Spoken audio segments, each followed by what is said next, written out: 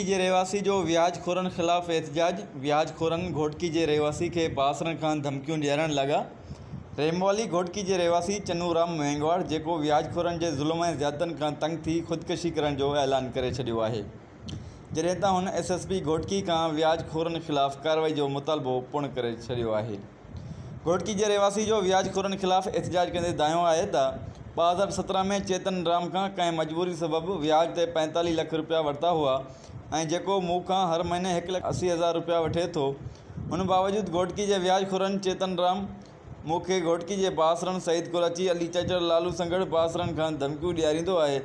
उन वधीक चयो त मां मिसकीन आहियां, मुंहिंजी को बि मदद करण लाइ तयारु नाहे। उन चयो त मूं जेके पैसा व्याज ते वरिता आहिनि उन मां उहा रक़म किस्तनि ज़रिए ॾियां पियो, पर उन बावजूद मुंहिंजे घर ते पुलिस चाढ़े मूंखे परेशान कयो पियो वञे।